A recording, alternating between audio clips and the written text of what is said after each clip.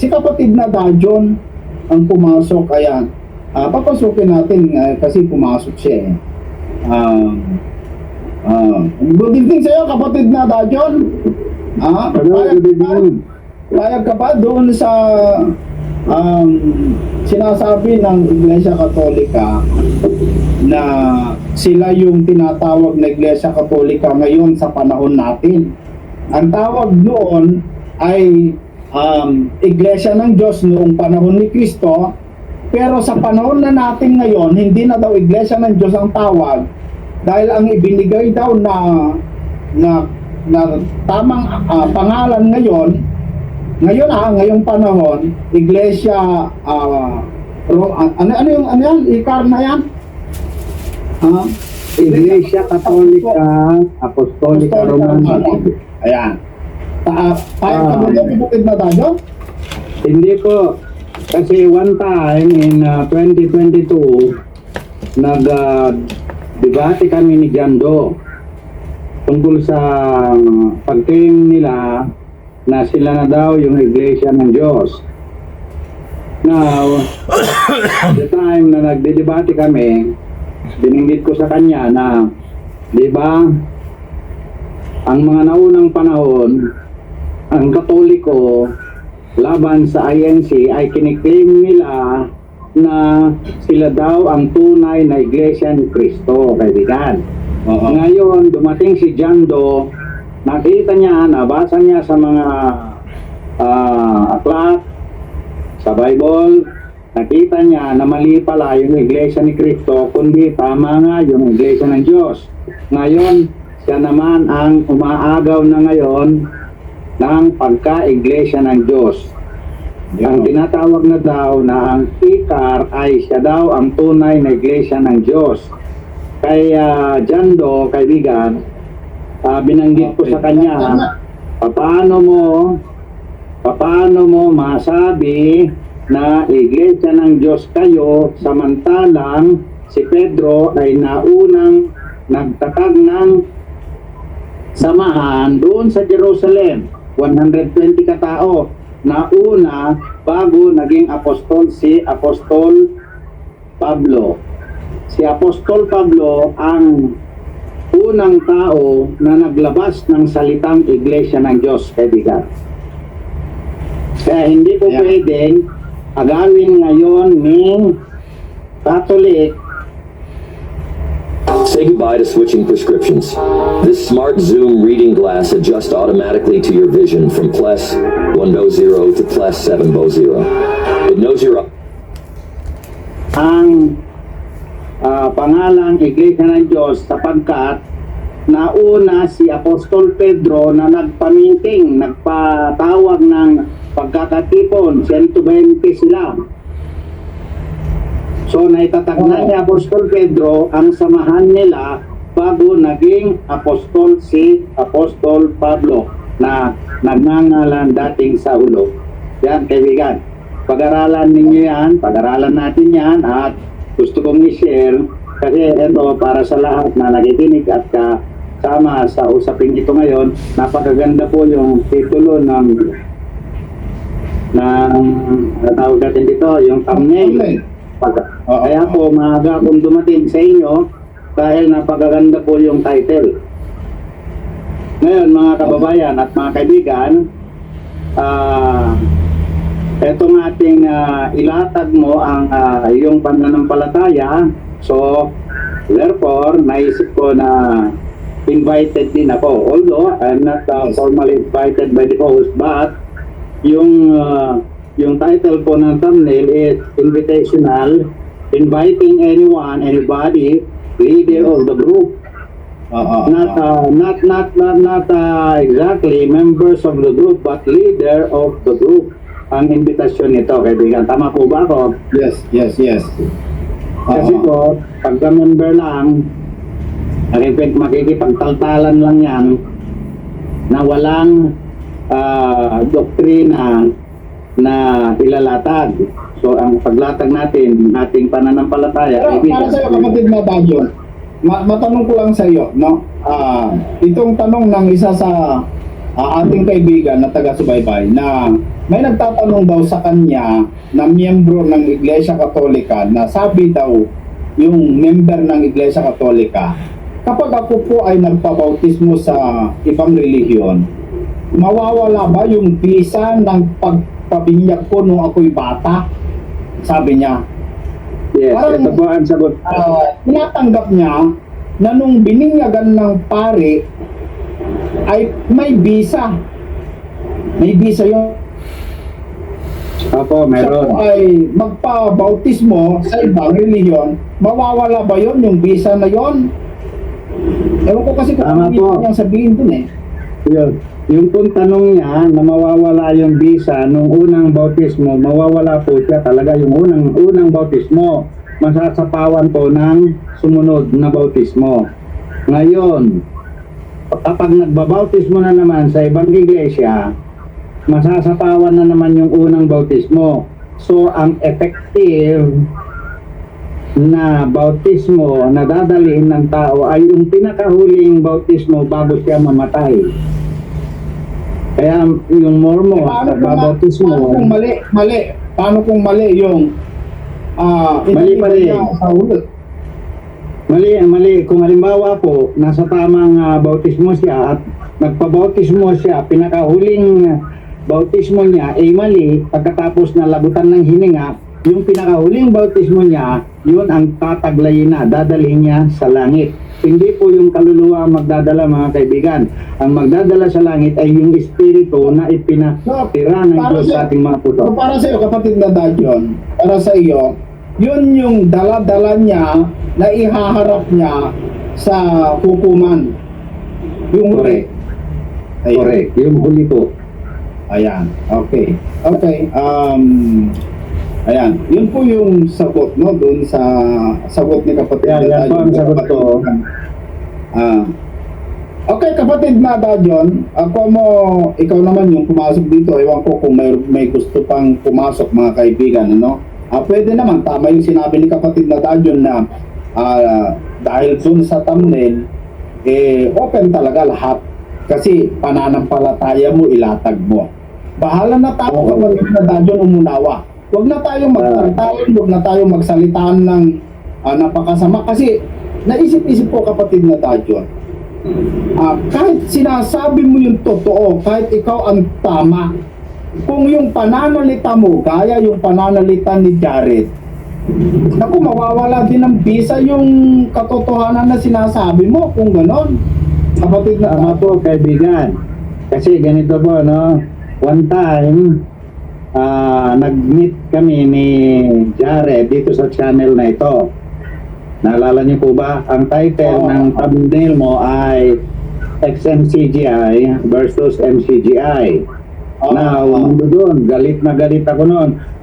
Those were the times na kakampi pa ninyo si Jared.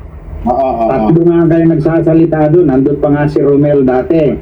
Ngayon, parang 3 versus 1 na. Pero hindi ako nagreklamo. Ang daming beses kong sinabi sa kanya na napakabastos mong bata. Pinaganon ko siya. Mga kaibigan, hindi na ako masyadong matagal doon sa kwento na yan. Mapapanood nyo dyan sa in-upload ng SLTV tungkol sa debate namin ni Jared na nag-request pa siya na wag ninyong pabubura itong video na ito, sabi niya. Brad SL, kapatid na SL, sabi niya, wag nang pabubura ang video na ito, sabi niya. Very good, sabi ko naman. Iyan ang magko-continue na ako mismo ang kauna-unahan nakipagdebate kay Jared na tinawag ko siyang bastos. Totoo po yan. Ngayon, napatunayan na ninyo ngayon, mga kaibigan, na talagang totoong bastos nga siya. Sa lahat ng kadebate niya, pinabastos niya. Now, kaibigan, dito tayo sa ating pananampalataya at nakasagot naman ako ng isang katanungan ng isang nagtatanong sa inyo, Brad Esel. Ngayon, marami din akong gustong salihan sana. Ang kaso lang, karamihan po kasi dyan kung bakit na umiiwas ako na sumali dahil katulad ni kapatid Brother Larry Silva puro negative ang sasabihin niya sa akin. Bakit? Sabi ko, okay ka ako, bakit pa ako magkikipagpilitan? Di bahala na lang siya o ano. Now, nagkaroon ako ng pagkakataon na nakakita ako ng magandang thumbnail. Pumasok ulit ako kaibigan. Now, nag-isip na rin ako na hindi ko na rin tatago yung mukha ko. Inilabas ko na rin. Kasi, kung itatago ko lagi, ano bang kasaysayan naman? Ano bang kabutihan naman na may papakita ko? Pati mukha ko, hindi ko mailabas. Di po ba? Ito na kapatid na Dajon, matanong na lang kita, no? Kasi ang nauna kong tinalakay kasi ay tungkol po doon sa pinalabas ko kahapon at saka nung yung usapan ni kapatid na Jay at saka ni kapatid na Jared na kung saan ay pwede daw magpahintulot o pwede daw silang gumawa dahil may authority sila na ibinigay ng Panginoong Diyos. Para sa iyong pananampalataya, kapatid na Dajon, kung magkaiba tayo ng Good evening, amigo. Kapatid, Amigo, good evening. Good evening. kapatid na Romeo. Ito lang matanong ko. Payag ka ba doon sa kanilang katwiran na yon na pwede lang sila magdagdag at pwede silang magbawas kung gusto nila?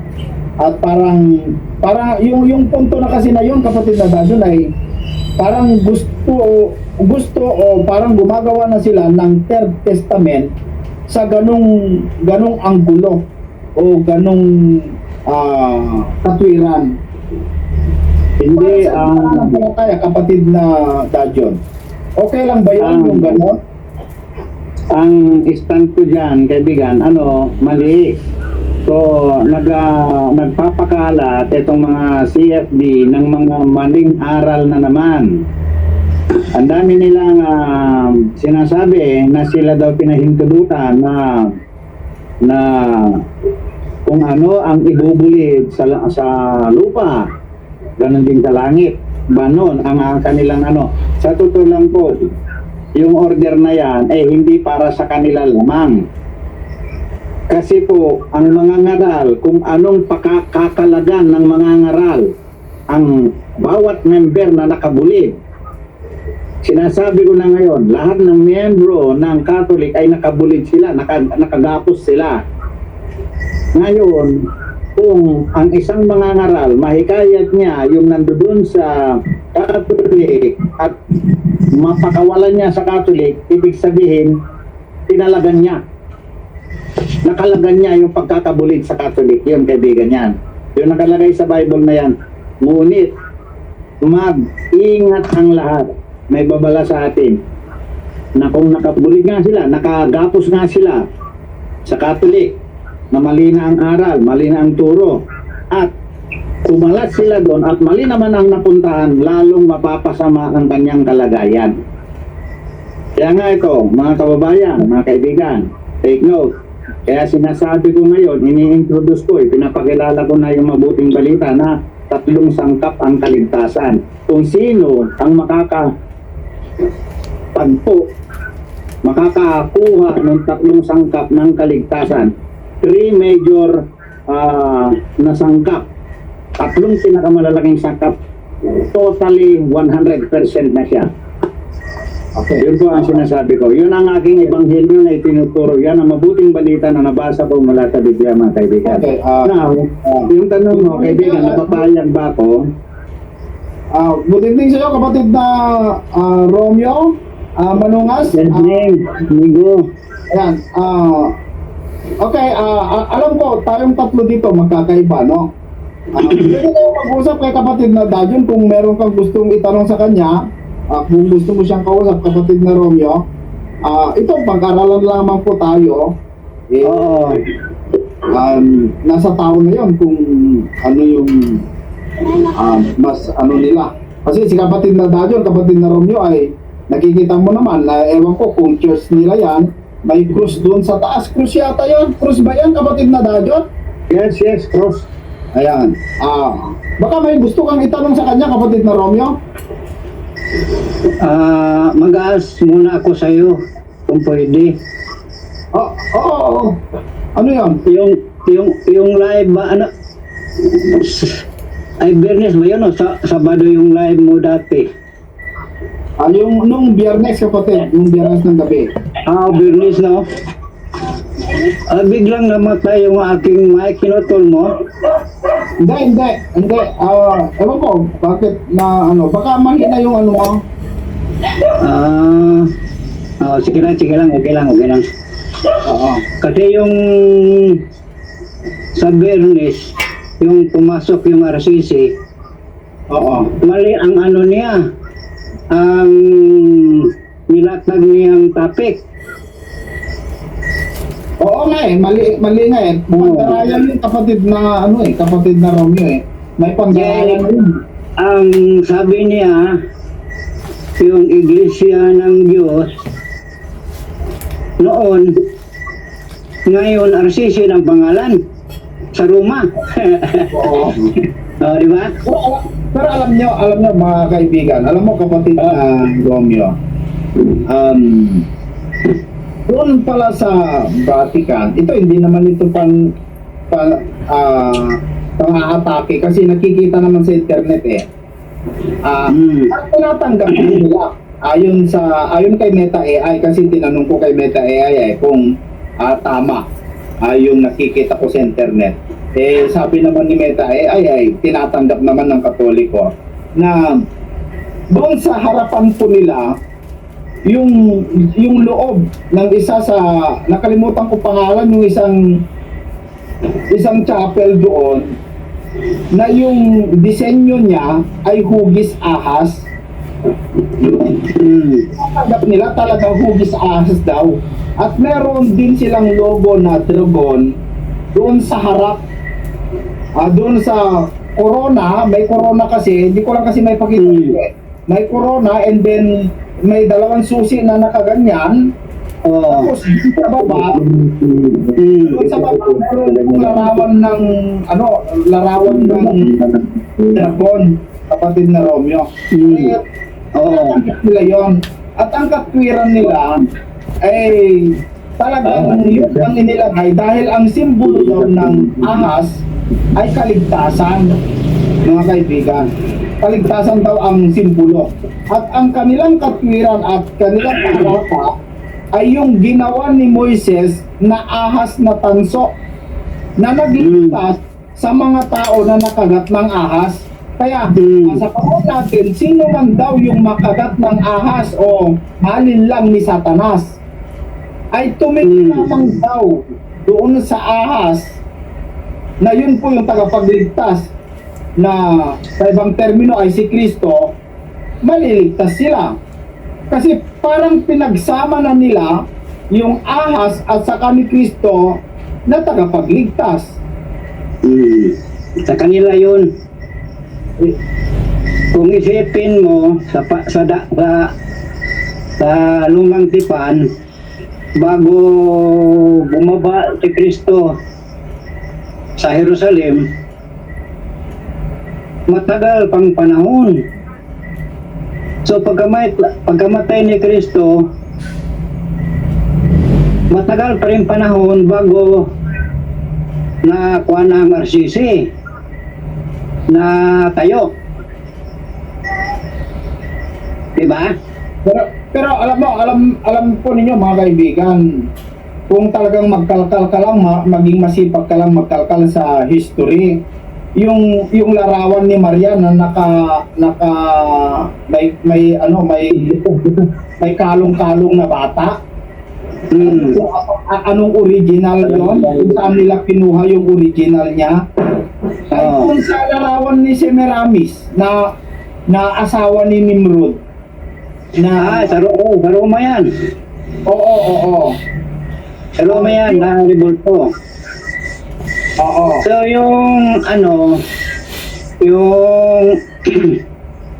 yung nilatag niya na topic sabi nung Bernes, yun, sobrang bright sila, sobrang taas ang IQ. Ang result Mamiya, kamusta? Kamusta? Stranger? amigo, kamusta naman? Brad Esel, pwede akong makatingit sandali? Sige, kapatid na Dayan. Andiyan si kapatid na Yung sinabi ni Romeo na matagal pa yung Catholic lumabas pagkatapos ng ating Panginoong Jesucristo. Tama po yan. Subalit, kaibigan, magmula sa panunungkulan ni Apostol Pedro ang Catholic. Yan po ang Yun ang sabi sa historia. Yun ang sabi sa history, kapatid na Dajon. Yes. Yung history yung sabi sa history. Pero Yung history, walang matibay na batayan ng mga taga punto por punto o ang Iglesia Katolika, walang matibay na batayan na yun talaga ang history po matibay yung kanilang batayan. Brad, Kapatid na Dajon. yung pong history nila na meron din naman silang batayan, katotohanan po yan. After ni Jesus Christ, bago pa dumating ang Jesus Christ, merong nauna pang mga grupo ng mga Romano na nagre-religion na rin sila. Now, kaya nga inutusan ng Panginoong Jesucristo, inatasan. Hindi po inutusan na inatasan ng Panginoong Jesucristo si Apostol Pedro na pupunta siya sa mga hindi tuli. Yan. Pupunta siya sa mga hindi tuli. Yan po, itutuloy kasi ang misyon ni Apostol Pedro ay itutuloy niya tatawid mula dun sa luma, tatawid sa bago, si Apostol Pedro, na dumating ang panahon na inilabas ng Panginoong Jesucristo si Apostol Pablo para sa mga hentil ilang years after na umakyat na sa langit ang ating Panginoong Jesucristo, mga kaibigan. Ito ang nangyari. Saan ba ang tunay na iglesia?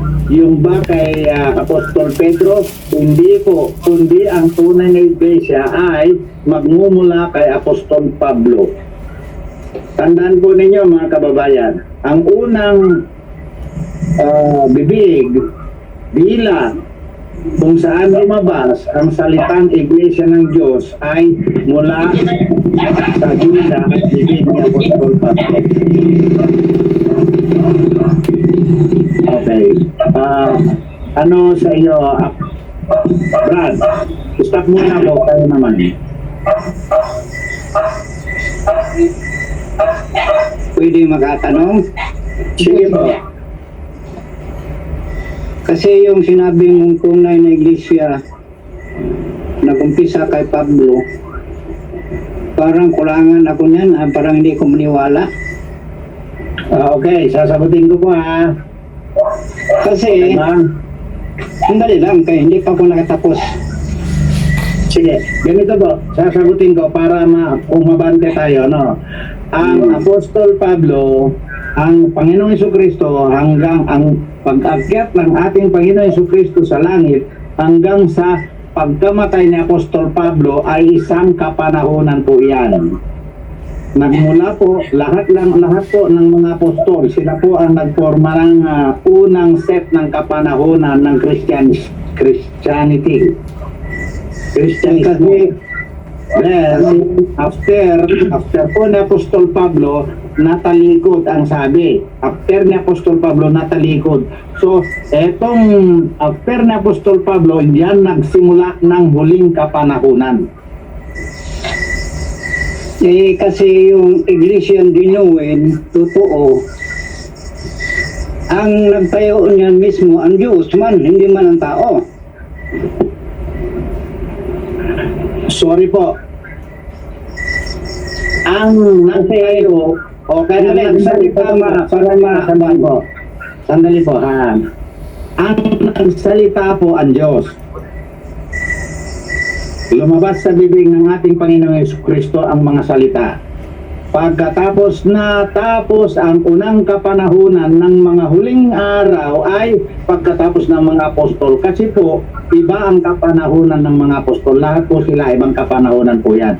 Then, after the death of Apostol Pablo, nagsimula rin po doon ang huling kapanahunan. Kuha niyo po. Sige. Yung para sa iyo, ganyan. Pablo, na-forma na lahat ang uri ng religion na maaring lalabas. Na-form na lahat, nabuo na lahat yan.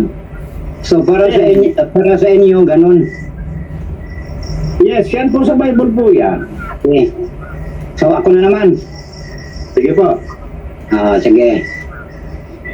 Ang genuine na iglesia, kunay, yung Diyos mismo nagtayo doon sa ilang. Ang una niyang pangulo, si Moises. Tapos, pagbaba ni Kristo sa Jerusalem, pagbaba ni Kristo sa Jerusalem, nakapasok sa lawas ni Jesus. Kaya nga si Kristo tinawag siyang nagkatawang tao kay dahil ni Jesus. Pagbaba ni Kristo galing sa langit sa Jerusalem, si Kristo na ang pangulo ng iglesia. Siya ang ulo, ang mga apostolo ang haligi. Yun ang genuine na iglesia. Tunay yan. Okay, Ang nagtayo Diyos, hindi tao. Ang tao walang karapatan na magtayo ng iglesia kasi kung tao ang mangulo sa iglesia, mamatay. Samantala si Kristo walang kamatayan, buhay. Okay, ako naman po. Ako naman po. Mga kaibigan, pareho kayong tama para sa akin eh. Kasi, bakit? Kasi yung sinasabi ni kapatid na Dajon, kung sino yung nagpalaganap ng Kristyanismo sa Roma, si Constantine. Binabasa ko nga dito sa ano eh. Si Constantine, ayon kay Meta AI, si Constantine ang nagpalaganap ng Kristiyano doon sa Nakikita ka na ngayon sa sa Roma. debate. Pero hindi yung totoong Kristiyano, kapatid na Dajon, yung pinalaganap niya doon. Kundi ang katunayan, yung peking Kristiyano na yun po yung mga paganismo. Paganism. Ako naman po. Yung Katolik wala yan. Ako naman po. Pero tama ka na talagang Katoliko, yung pinalaganap nila ay talagang ano. Pero ang tin nila na yung tunay na Kristiyano ang pinalaganap, ang tin lang yon. Kasi ang pinalaganap talaga nila yung peking Kristiyano na yung mga tinatawag na paganismo na nagpukunwaring Kristiyano, pero hindi pa nila pwedeng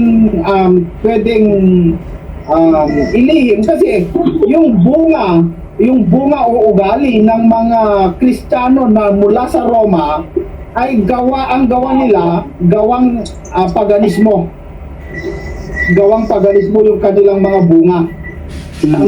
Tama po yan. Tama yan, amigo.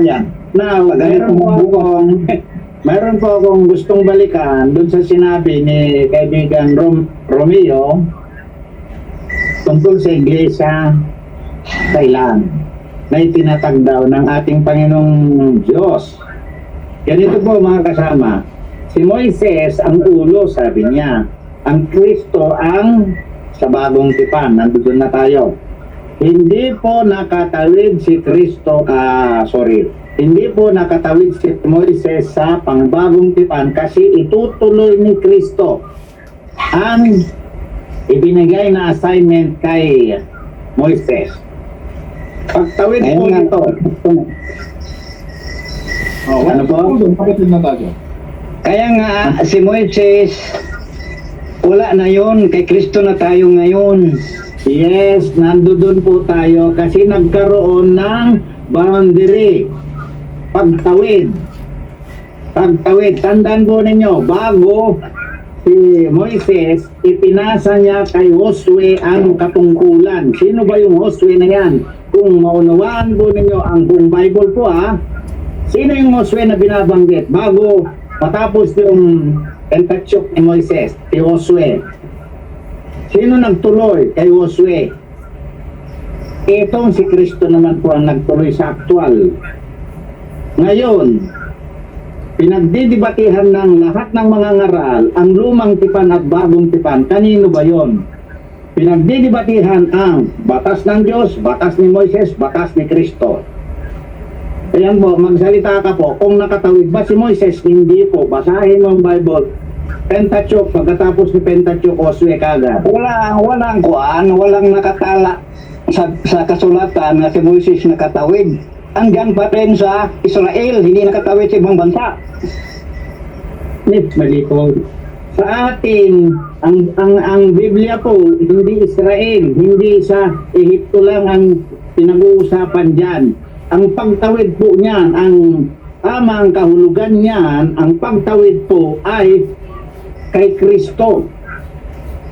Kaya Ang si mga Kristo batas ngayon, nung simula, ang mga batas nung simula hanggang kay Moises, kaya nakasulat po dyan, ang kautusan ay hanggang kay Juan, nakasulat po yan, baka hindi nyo alam ang talata.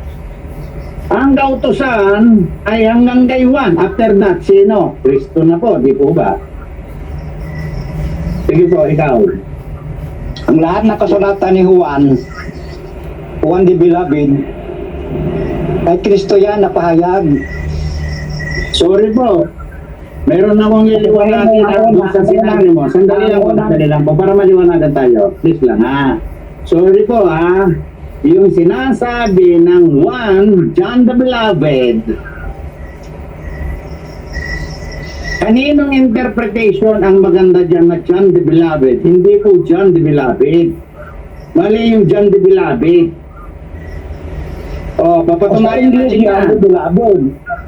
John the Beloved ang nakalagay sa translation ng Bible na yon. Pero hindi yan ang the Beloved. Maniwala kayo sa hindi.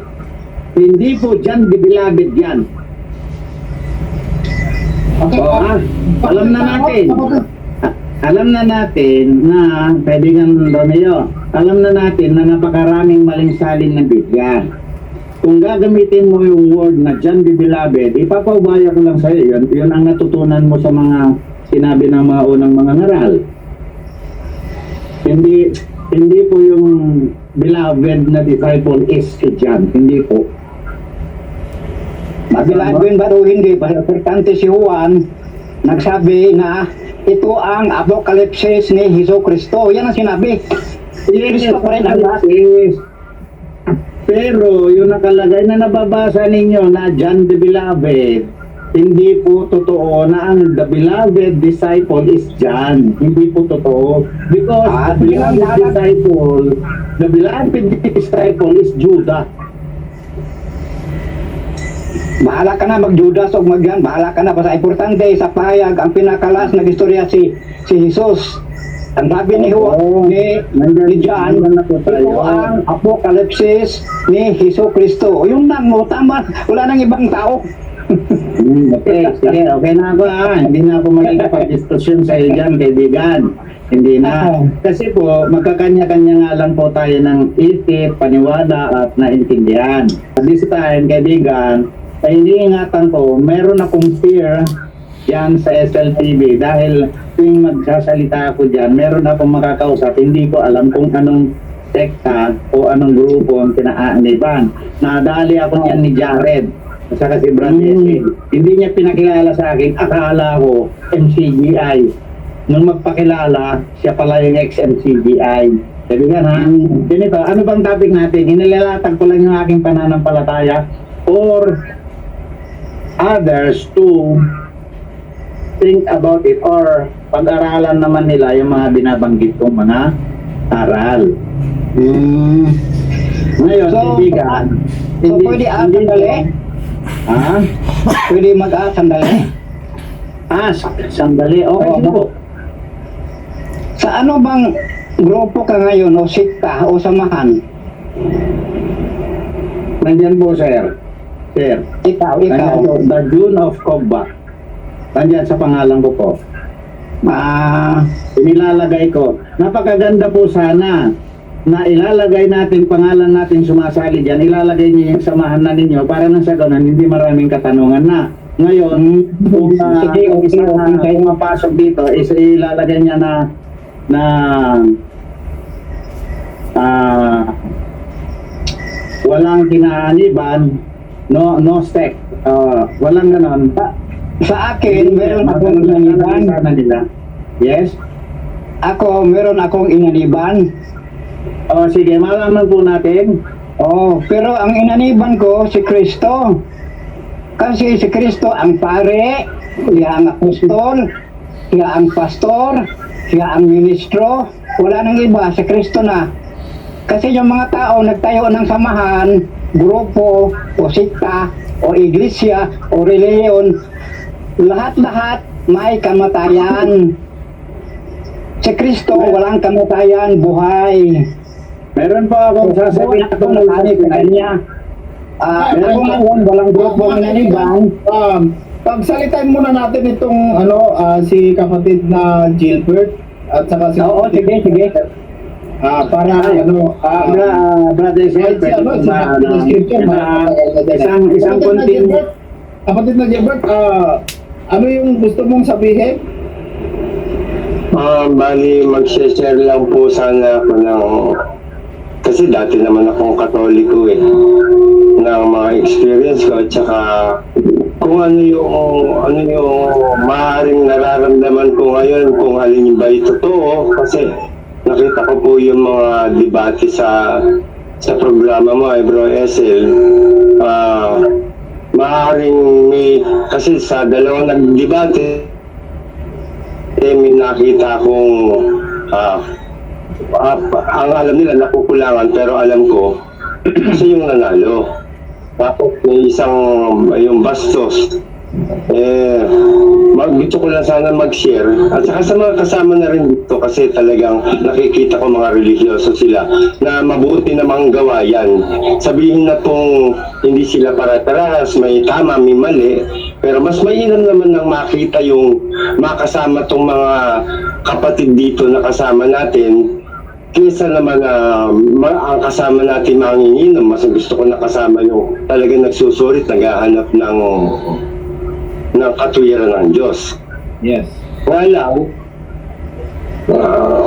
lang yung kung iipipin po kasi natin, para sa akin naman po, kayo may kaalaman kayo na sinasabi nyo, ayan, galing kay Moises, galing sa Panginoong Hesus, sa maaaring kasama nagtayo at yung Katoliko, galing sa lahing pagano. Gusto ko po sana rin i-share sa lahat ng tagapakinig na bilang ako tao na naghahanap sa katwiran ng Panginoong Hesukristo at ng kanyang Ama siyempre, na masasabi ko kung ako man ngayon ay walang religion, siguro mas tamang sabihin ko na ako na lang ay Kristiyano. Tama po sinabi ng isang kapatid dyan kanina na kung ako ay walang kinaaniban dahil sa ako ay mangmangat, hindi ko na malaman kung sino totoo dahil napakarami kong nagpapakapantas, ay mas mabuting sabihin ko na ako ay isang Kristiyano at pilitin kong buksan ang Biblia para unawain ko yung tamang pagkakakilala sa Ama at sa kanyang anak na aking Panginoon. Kasi sa ngayon, sino sa atin ang makapagsasabi ng tunay na nangyari? History, magbabatay sa history, referensya. Sige, tama. Tama po yung referensya. History. Hindi po ba naging experience na natin karanasan sa ating pambansang bayani, Jose Rizal? Siya kauna-unahang nakaalam na yun nga, yung mga pare hindi nagsasabi ng totoo. Na para lang sa akin, opinion ko, na nangyayari rin po ngayon, masasabi natin na kasi para tayong pagpasensya niyo na po ako sino ang Katoliko rito, kaya nga lang, para sarili ko lang po ito, kaya nga ako umalis sa Katoliko kasi itong mga napapansin ko. Ang sabi nila, bakit nyo kami pinagbibintangan na aming sinasamba ang mga rebulto? Eh, Diyos ba si Santo Tomas? Tama nga naman po. Ngayon, ang tanong ko lang po kasi, Bakit? Kasi po, ang pagsamba, maraming aspetong kanyan eh. Tulad ng pagluhod, sumasamba ka, nagwo-worship ka. Tapos sasabihin, ano Tagalog na worship? Gaganunin ka? Hindi ka pagsamba yan. Kasi gusto nilang palusutan yung kanilang maling gawa. Ngayon sabi nila, ituturo ba namin na ganito yung aral namin? Hindi, wala kaming ganyang aral. Tama. Pero bakit hindi nyo binabawal ang mga miyembro? Ang sasabihin nyo na naman, alam pa kailan namin sa kanila, basta't kami, ginagawa namin yung katungkulan namin bilang tagapaglingkod ng Diyos, bahala sila kung susunod sila o hindi. Pero, kapatid na namumuno o sa tinatawag na pariseo yan o pare o ikaw ang member sa iyong parokya o sa iyong kapilya, may karapatan ka para sumawaya kasi nakasulat naman sa Biblia yan. May karapatan kang sumaway ng mga miyembro na ayaw sumunod sa tunay na aral.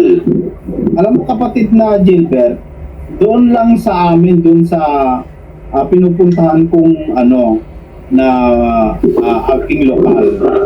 Yung isa na nandun sa barangay na yon, yung katikista yun leader ng mga siya yung tumatayo bilang parang mangangaral nila kung wala yung pare. Kasi yung mga pare doon na kapatid na Gilbert saka lang pupunta kung may magkasal, kung may magbinyag, at kung piyesta. Sa service na every Sunday, hindi pumupunta. Yung katikista lang ang gumaganap, kapatid na... At sigurado ba, Adel, hindi pupunta yun pagka hindi nabigyan ng bayan.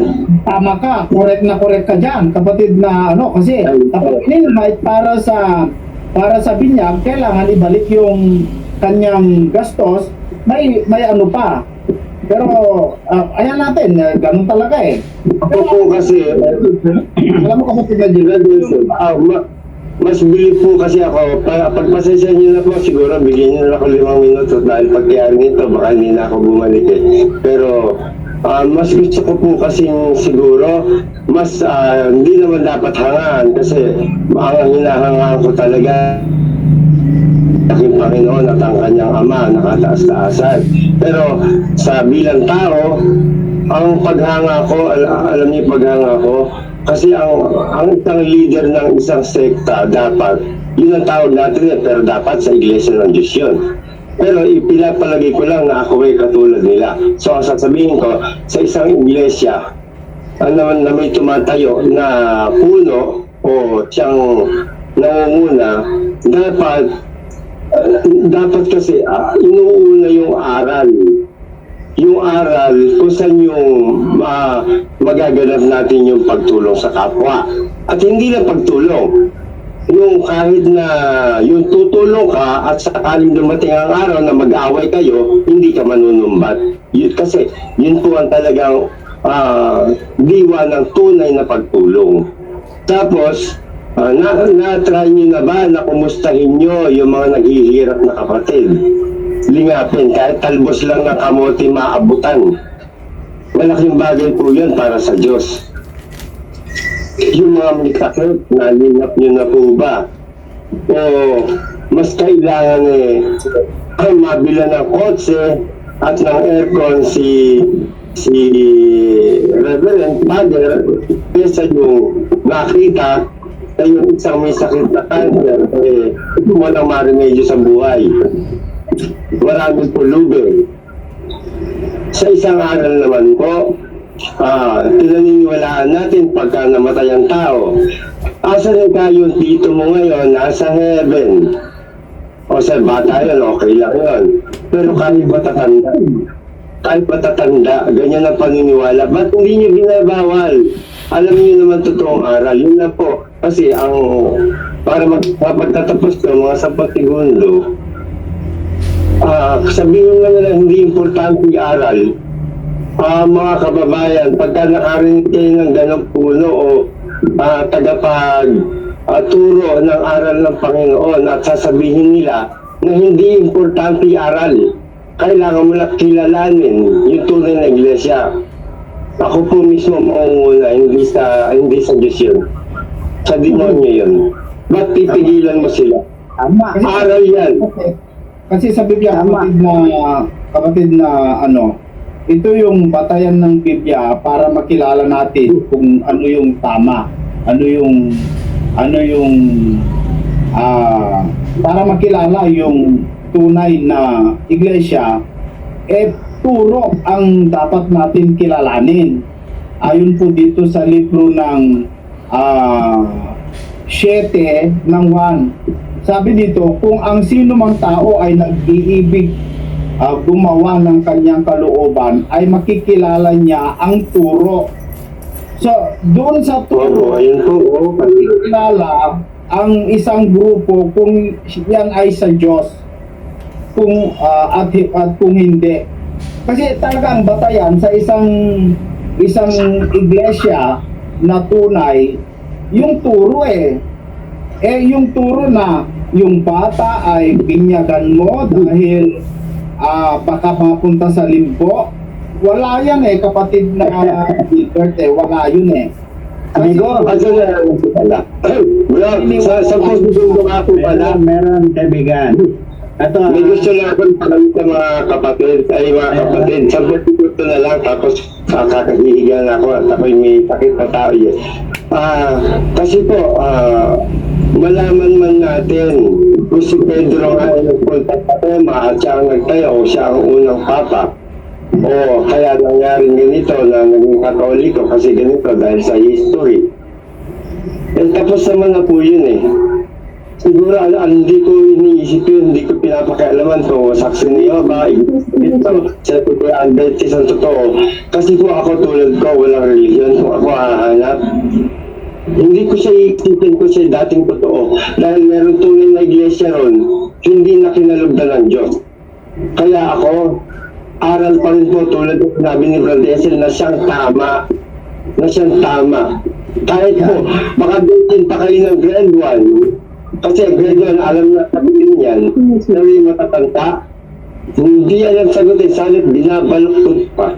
Yun lang po, magandang gabi po ay mga kapatid. Mas maganda po yung ganyang usapan kesa naman maglasing tayo. Ingatan po na kayo ng Panginoon. Yeah. salamat amigo. Ayan. Yan yung yan talaga yung batayan, yung aral. At kung titignan na natin, kung hahalungkatin na natin yung aral, tiyak na tiyak, tayong lahat dito magkakahiwa-hiwalay na din, mga kaibigan, ano? Tiyak na tiyak din yan, mga kapatid. Amigo Esel, Sige. yung binasa mo ngayon ba, ito ang tumpak, tamang-tama. Pakiulit. Yung binasa mo ngayon, ito ang tumpak, tamang-tama. Oo. Ang problema nito, kahit mo pa ipaulo sa mga ulo ng mga defensor yan, hindi siya maniwala diyan kasi may sarili silang aral. Yun. Di ba? Na mali pa rin yung kapatid na Romeo kasi sinabi ni Jando, hindi daw batayan ang tunay na iglesia yung aral. Nagtataka lamang po ako, ano yung batayan nila sa kanilang grupo kung hindi aral? Aral pa rin. Nila. Pero ba, sabi ni Jando, hindi batayan sa tunay na iglesia yung aral. Ewan ko kung may masama kasi sabihin yun ewan ko kung anong klaseng pagsasalita o utak yung sinabi. Meron silang aral sa kanila lang, ibang aral ni Kristo, ibang sa kanila. Kasi ganito Putakan ko lang, bakit sila nangangaral kung hindi pala batayan yun sa tunay na iglesia? nangaral sila para sa kanilang mga grupo. Brother Esel, ngayon, sa tingin ko is lahat tayo dito sa channel na ito, sa channel mo ay kontra Catholics, maliban lang na may pumasok na Katoliko. Ngayon, kaibigan, alam na natin na ang aral nila mali-mali. dinadagdagan kung ano-ano nilalagay. Mas may suggest ko sana na pagka walang Catholic dyan na dumidebate sa atin, doon tayo focus sa aral naman natin na nandirito. Bakit natin hahalukayin ang aral ni Catholic? Wala namang interesadong Catholic na Okay, pumasok ito na lang kapatid na Dajon. Gusto kong kunin ang ano nyo dito. Ewan ko kung meron akong magiging kakampi sa inyo. Para sa inyo na nandito mga kaibigan, yung baliw, maliligtas ba yun? Baliw? Yeah. Kahit sino sa inyo magsagot. Yun ay kinukuha ko lang. Ako ang sasagot, kaibigan. Kasi may nagtanong kasi sa akin na paano yung baliw? Kung pananampalataya ang kaligtasan, paano yung baliw? Ito kaibigan, ako sasagot yan sa bagay na yan. Pahintulot, please. Okay, kauna, sunod ako. Okay, ganito po. Ang baliw, hindi po doon sa kanyang mga gawa maliligtas. Nakasulat po yan sa Efeso. Ang matalino at matalino, ang katulad ng mga matatalino dyan, katulad ni Jared, hindi rin sila maliligtas ayon sa kanilang katalinuhan, kaibigan. Ngayon, yung baliw na nung una hindi baliw, or else yung baliw na pagkapananak ay baliw na, kaibigan, yun ay maliligtas ayon sa biyaya. Ano po yung biyaya? Ito po ang ating mahalagang pag-aaralan. Bigyan nyo ng title, bigyan nyo ng thumbnail. Kung ano nga ba yung bagay na nakakapagligtas ng espiritu ng tao na nakasulat sa Bible. Ganito kaibigan, kung yung baliw na yan, nung ipinanganak ay binautismohan ng Katoliko, patay yun. Ngayon, kung hindi niya matagpuan ang tamang bautismo para buhayin siya muli, patay forever. Kahit saan pa man pumunta yan, kaibigan. Now, maliligtas ba? May tanong lang. Maliligtas ba ang baliw? Maliligtas po ba ang baliw? Ito po ang sagot ko dyan. Maliligtas po kahit baliw pa yan, kahit bulag pa yan, kahit na kulang-kulang pa katawan yan. Kung matanggap niya ang tamang bautismo, nandun ang kaligtasan niya. Yun po ang sagot ko. Okay, ako na naman. Sandali lang, may tanong lang ako doon kay kapatid na Dajon. Doon sa sinabi niya, Sige daw. yung baliw na bata, na napanganak na, yung naipanganak na bata, pero baliw pala, hindi natin namamalayan, nabinyagan, patay yun. Sabi mo kapatid na Dajon, i-klaro ko lang. Correct po, correct. So, ibig Katulad sabihin, po yan. dahil Ito po, nabinyagan yun, dahil bininyagan yun ng pare, como siya ay baliw man, ay hindi pa rin maliligtas dahil nabinyagan ng bata. Yes, ganito po kasi ang binyag po. Kung bakit iniuutos ng Panginoong Diyos nung simula pa na kahit na nasa panahong ikawalong araw ay bautismuhan or binyagan ang bata, upang sa ganon ang batang nabinyagan ay hindi na papasok sa pagkabautismo ng mali. Pero Doon na siya, maliban lang kung kapatid na Dajon, ba't mo nasabi na yung bata na nabautismuhan baliw pala yun, hindi maliligtas? Bakit mo sinabing hindi maliligtas? Bata yun, yung una inosente, hindi naman niya alam na binautismuhan at wala siyang alam doon sa ginawa nila sa kanya. Fu plans to make Shin fall in love with her and ruin his mother's life. Will Fu's plans succeed? The full episode is on TikTok. Watch it now.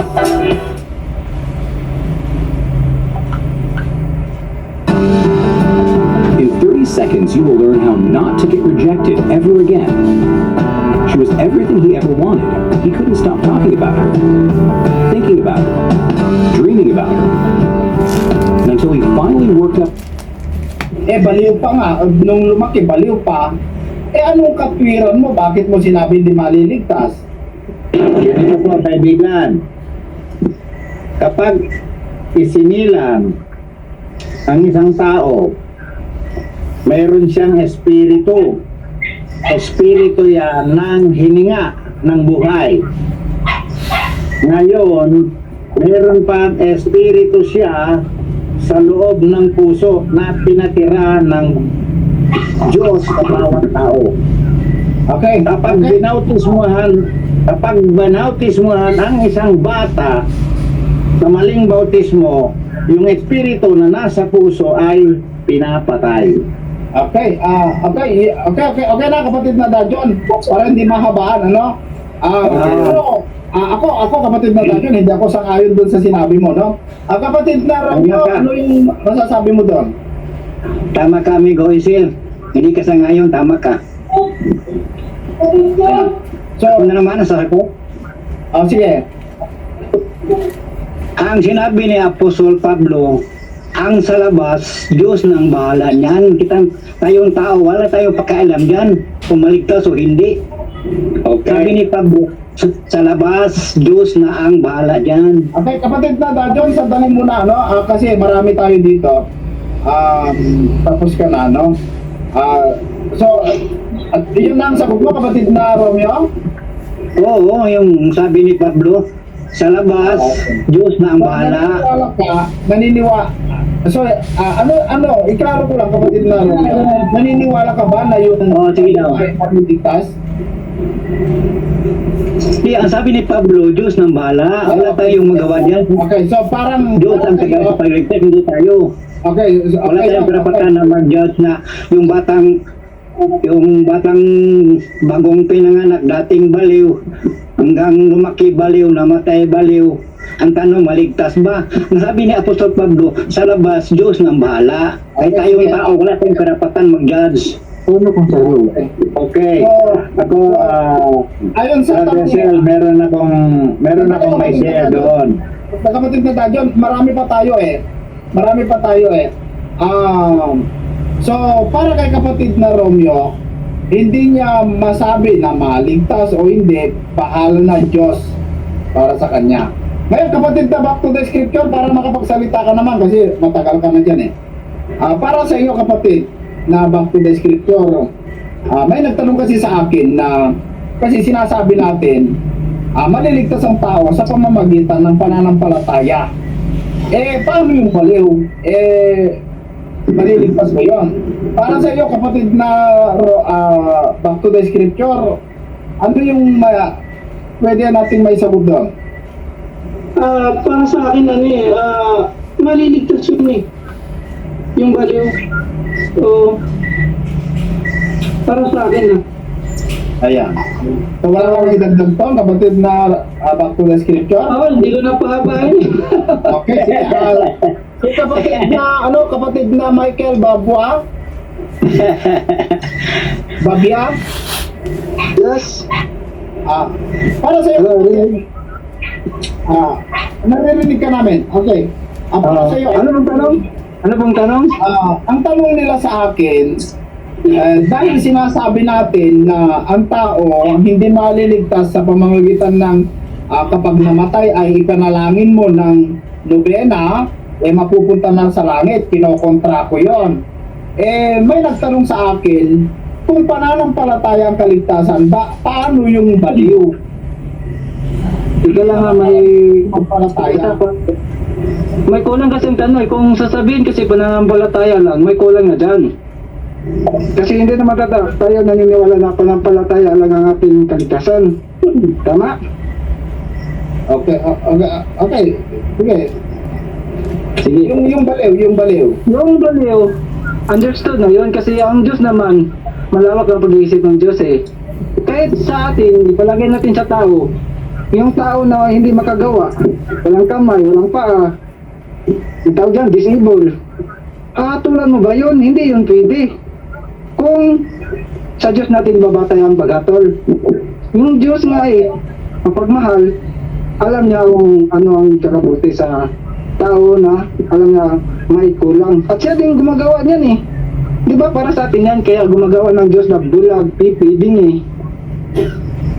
Para yon sa atin, para maalaman natin na ano ang ating gagawin sa kanila, kung paano natin naging ilaw tayo sa kanila. Okay. Tapos, ito pa, Brother Sel, ang Diyos mawain eh. Tandaan natin, ang Diyos mawain, may pag-ibig. Yung binigay ko sa iyo, yung aso nga na buhay, maigi kay sa iyo na patay. Anong talata yun? Alam ba yung talata? Siguro yan. Kabikaan mo siguro yan. Kabikaan. Yun. Nalimutan ko ng number. Okay. Pero yung mga disabled, kapatid, yung mga disabled, may pag-asa pa nga yun eh, kaysa yung tao na hindi nagbabago eh.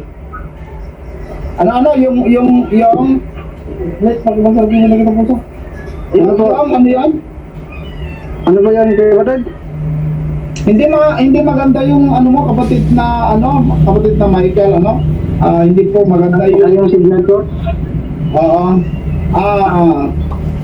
Tama yung mga kaibigan, may nagsabi dito, okay si kapatid na kapatid na Jan tama siya, no? Ito rin yung aking sagot diyan. Tama, maliligtas ang baliw kasi ang kasalanan pagsalangsang sa kautusan. Kung wala pang alam sa kautusan, ganito kasi ang sabi sa Biblia, mga kaibigan. Alam ko naman hindi kayo tutol dito Dito sa Roma kapitulo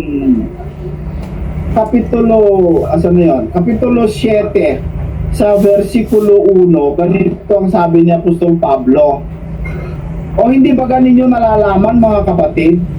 Sabagat nagsasalita ako sa mga taong nakakaalam ng kautusan, na ang kautusan ay naghahari sa tao samantalang siya'y nabubuhay. Sa mga kapatid, yung kautusan sa paghatol ng Diyos doon sa taong nakakaalam ng kautusan, kahatulan sa kautusan. Pero yung taong walang alam sa kautusan, gaya ng bata, anong nasalangsang nun, mga kaibigan? Ngayon, meron pa sinabi na Apostol Pablo dito sa 3:19 ng Roma. Ngayon, ay nalalaman natin na ang anumang sinasabi ng kautusan, yaon ay sinasabi sa mga sa ilalim ng kautusan upang matikom ang bawat bibig at ang buong sanglibutan ay mapasa ilalim ng hatol ng Diyos. Pero kung baliw, kahit nga anong gagawin mo, anong malay na doon sa kautusan. Kaya tama din si kapatid na Romeo, bahala na yung Diyos. Pero sa akin, Yung talata, okay yan. Binasa mo, tama yan. oo. Pero sa akin, kaibigan, Pero yan na talata, hindi yan pwede patungkol sa baliw. Sa mga normal yan.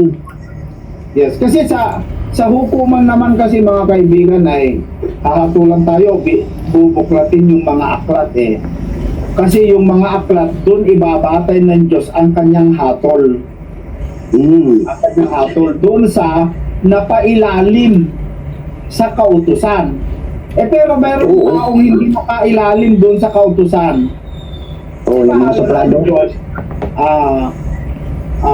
Ang Diyos kasi, kung yung mga taong hindi nakapailalim sa kautusan, gaya yung namatay na tao na hindi naabot ng salita ng Diyos, ayon sa Biblia, ayon din kay Apostol Pablo dito pa rin sa Roma, may kautusan sila sa kanilang puso, pero yun ay hindi baliw.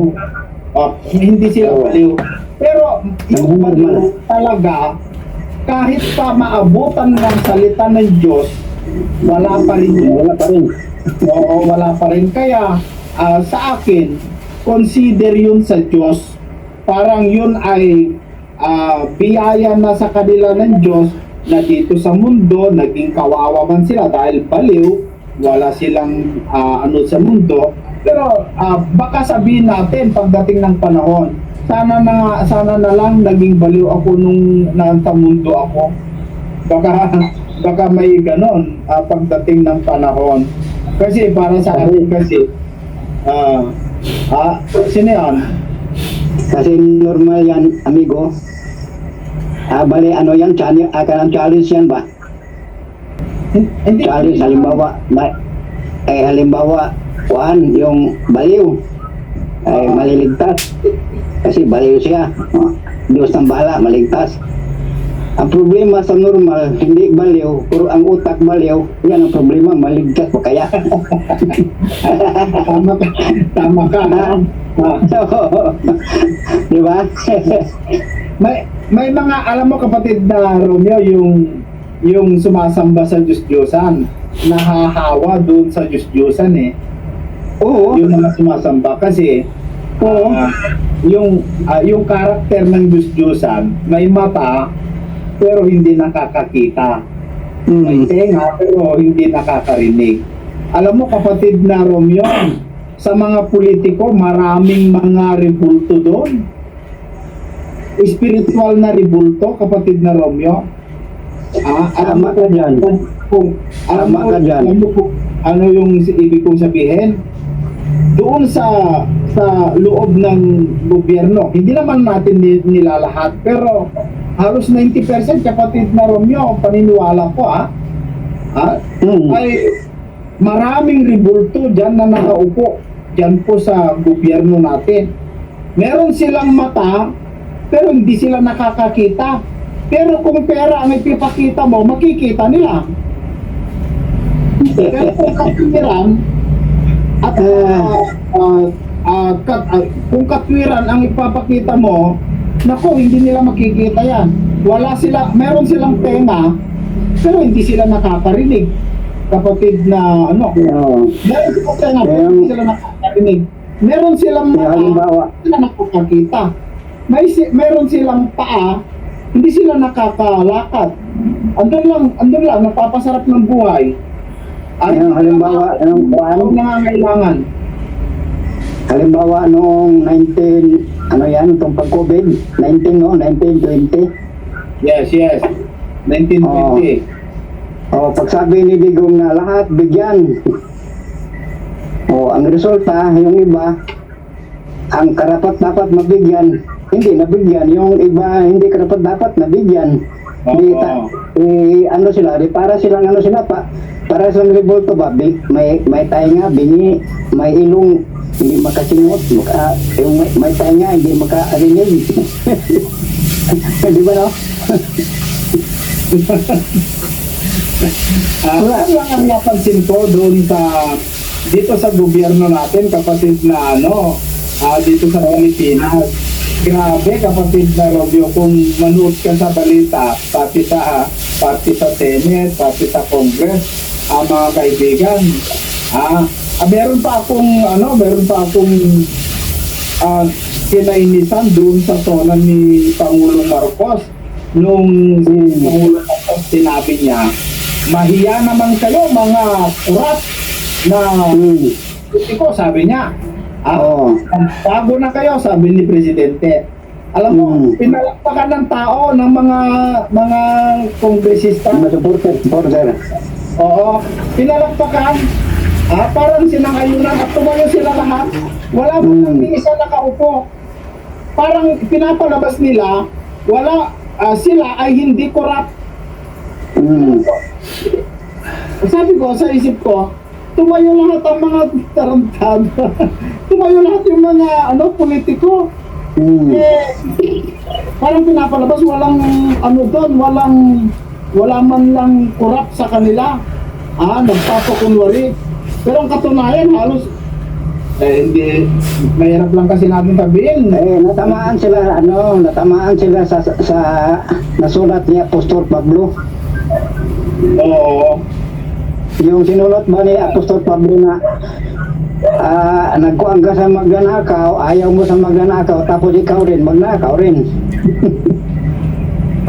Ano bang number yon, amigo? Yung kay Apostol Pablo? Yung ikaw nagsabi na huwag magnakaw, nagnakaw ka rin. Nalimutan ko yung number yun, di ba? Kay Apostol Pablo yun, di ba? Sa Roma yon, sa Roma, Roma 2 yun. 2 yata yun eh. Oo. Pinalatak pala. Sabi dito, tagasaway sa mga di nakakaalam, guro ng mga bata na sa kautuan ay mayroon kang anyo ng pagkakilala at ang katotohanan. Ikaw ang Tama. nagtuturo sa iba, hindi mo tinuturuan ang iyong sarili. Marami talagang rebulto. Mahirap lang tayo magsabi kahit doon sa mga mga politikong relihiyoso na kung magbigay talagang baka milyon-milyon pwede pa eh, kapatid na Romeo. Sa Ay, mga amigo Isel. Amigo Isel.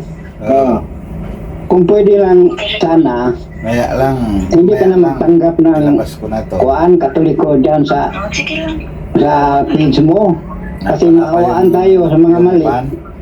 LBC. Sayang ang ating kaalaman na para makakuha sa mga tao, tapos may ibang grupo na pumasok na pangbulo.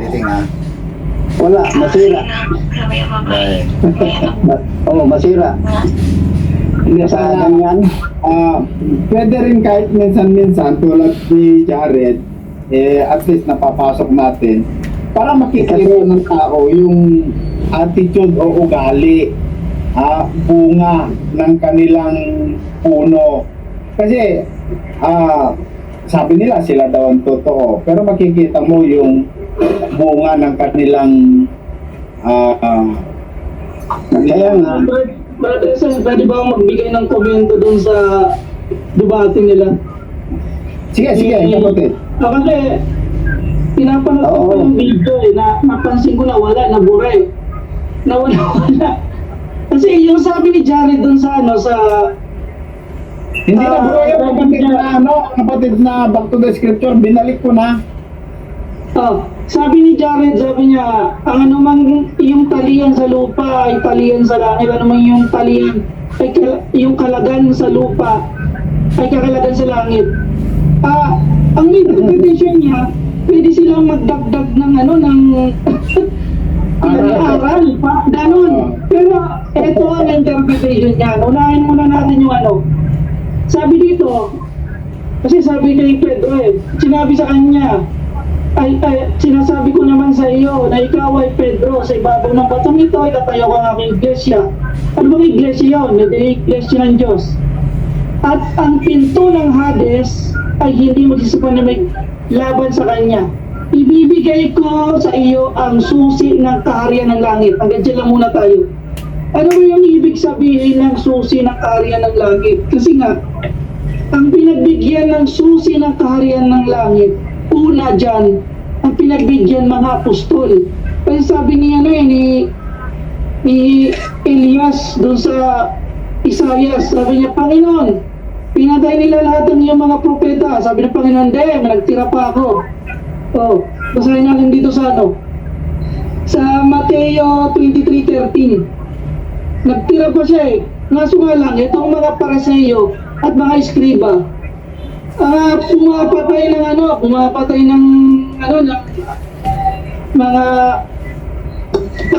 mga sugo ng Diyos. Sabi dito sa 13, Mateo 23:13, natapot saban ninyo mga eskriba at mga Pariseo, mga pagpayumbabaw, sapagkat sinarhan ninyo ang kaharian ng langit. Napansin mo, ang sabi doon sa Mateo 16:19, ibibigay kay Pedro ang mga susi ng kaharian ng langit. Ano ba yung ibig sabihin? Dito sinasabi, sapagkat sinarhan ninyo. Ano ba ang ibig sabihin ng sinarhan? Di ba pag sinarhan, may bubuksan. Malinaw, di ba, Brother Sen, yung pagkasabi ko? Yes. Pag ang pinto sinarhan mo, kailangan ng susi. Di ba? Bubukas. Sabi dito, sapagkat sinarhan ninyo ang kaharian ng langit, laban sa mga tao, sapagkat kayo hindi nagsipasok at nagsipasok man ay ayaw ninyong bayang makapasok. Kaya itong mga Pariseo na to, yung mga gustong maligtas sa panahon na yon, sinarahan nila. Ano ba yung ibig sabihin ng susi? Babasahin natin dito kung ano yung ibig sabihin ng susi. Susi ng kaharian ng langit. Kasi ito, minamali ito ni Jared eh. Hindi niya alam yung hindi niya alam yung interpretation dito eh. Sabi dito sa Lucas 11? nandito lang naman ang sagot eh. 11? Lucas 11:52. Lucas 11:52. Sabi dito, sa aba ninyong mga tagapagtanggol ng kautusan.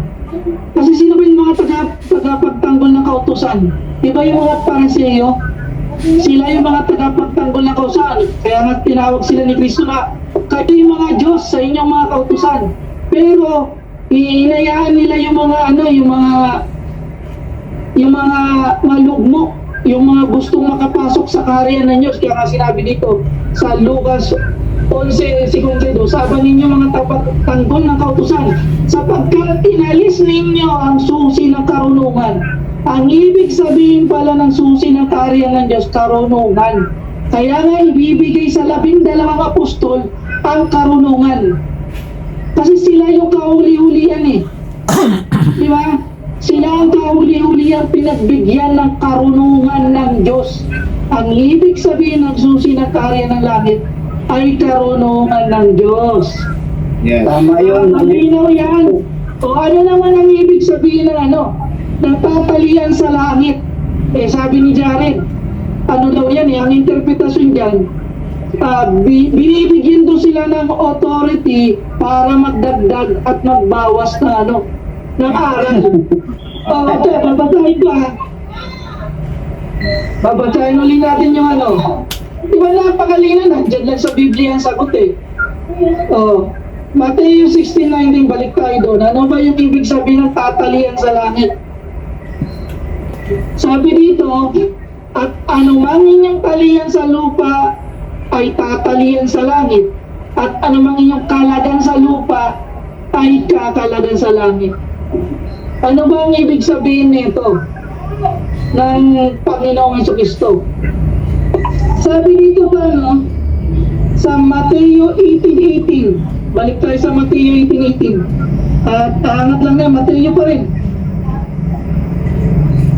18:18, sabi dito, katotohanan sinasabi ko sa inyo na ang lahat ng mga bagay na iyong talian sa lupa ay tatalian sa langit.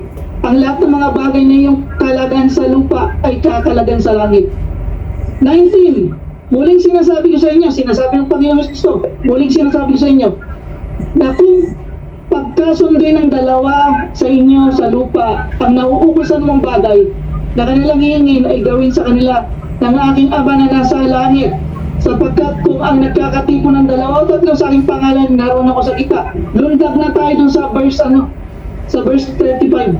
Gayun din naman ang gawin ninyo sa inyo ng aking Ama na nasa kalangitan, na hindi ninyo patatawarin sa inyo mga puso ang bawat isa sa inyo. Ibig sabihin, pag hindi ka nagpatawad ay hindi ka rin papatawarin ng Ama sa langit. Ano mang iyong talian sa lupa ay kakalagan sa langit. Ayun ang Mateo 6. Yan ang tama, amigo. 6:14. Ito, last na talata na to. Mateo 6:14.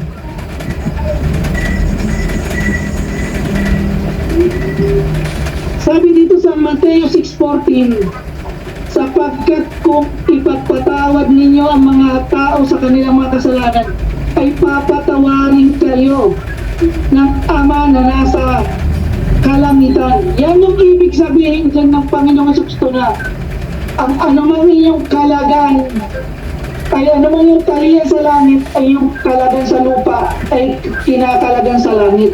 Ibig sabihin kay Pedro, di ba sinabi doon kay Pedro, Panginoon, makailang papatawarin ko bang aking kapatid? Makapito ba? Hindi. Makapitungput-pito. Kasi pag hindi ka nagpatawad, hindi ka rin papapatawarin ng ng Ama sa Langit. Yan yung ibig sabihin ng ang talian sa langit. Ay makalagay sa lupa, ay kakalagay sa langit. Kaya hindi yan naiintindihan ni Jared eh. Kasi puro basa lang siya ng talata eh. Puro lang siya, puro bigay-bigay. Hindi niya lang interpretation. Kaya yan lang ang masasagot ko doon sa ni Jared. Oo. Amigo, tama yung binasa mo, tama yan. Malinaw lang. Kasi kahit kung talagang nag-iisip ka lang, kapatid na back to the scripture, dito sa Matthew 18:16, kung lawakan mo lang yung pag-iisip mo dito, hindi authority talaga yung susi eh. Oo, may detail meaning yun. Hindi ka dito basta-basta magbigay interpretation. Kasi sabi dito sa 19, ibibigay ko sa iyo ang mga susi. Mga susi. Hindi isa lang yan eh. Marami eh. Oo, marami. Oo. Ng kaharian ng langit. Dapat tanungin lang nila sa kokote nila ano ang kaharian ng langit na pwede susian. Di ba? Ano yung Amigo Isel. kaharian ng langit? Sa Amigo Isel. Kaibigan, makasingit ako, Brother Celto, di ba? Sige. Hindi po marami. Ayon sa aking inabot na pagkaunawa, mga kaibigan, yan ay tatlo. Tatlo lang? Tatlo lang, hindi marami. Sige, Yung tatlo naman, Ako na naman. bibigay. sige. Amigo Isel, kaibigan, mga kaibigan, Ako na naman. madali lang. Karapatan ninyong magtatatawa sa lahat ng sasabihin ko. Pagtawanan niyo lang, okay lang. Dahil, Ano niya, brother John? Ano lang ako, matawa lang ako. sige, pagtawanan niyo lang, okay lang. Kasi ganito po, kaibigan na, yung marami kasi, mga susi kasi, yung 2 or 3 is plural already. Yes, Plural na. Pero kung sabihin mong marami ang susi na ibibigay sa kanya, ibig sabihin, isang sakong susi po ba? Hindi, wala, brother John. Brother John, ilagay mo nga yung Luka 11:52. Kaya nga, dito po sa atin, itong channel na ito, sabi ko, maganda dahil nandyan tayo, nagsishare tayo. Ngayon, ang number 1 na adhikain, layunin, dapat ng bawat isang pumapasok dito ay magkakaroon ng intention to save spirits. Tama po ba? Pumasok po tayo dito para hindi mangligaw ng espiritu. Ang intention ng Tama yan, brother John. ating ito is makahikayat tayo ng maisasalba natin sa kapahamakan.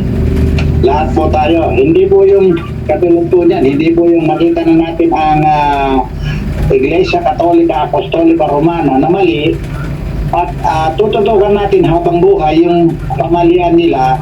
That's not the good intention ng bawat nilalang. Dapat po, magsisikap tayong magsaliksik ng salita ng Diyos upang tayo ay makahikayat ng maililigtas po natin. Di po ba?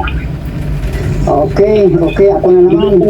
Hindi po yung binangga natin ng binangga yung mali. Mali na nga po ng 2,000 years habang panahon na mali na nga at doon pa rin tayo nakafocus, ano po makukuha natin na may liligtas doon? Kasi po, lahat, mula doon sa mga apostol, nagsimula kay Apostol Pedro at saka kanyang kapatid, at saka yung magkapatid na Juan at saka si yun, apat na sila. Sabi niya dyan, hindi tayo masyado malayo at mahapaan. Brother John, ito lang yung tanong ko kasi sa'yo eh.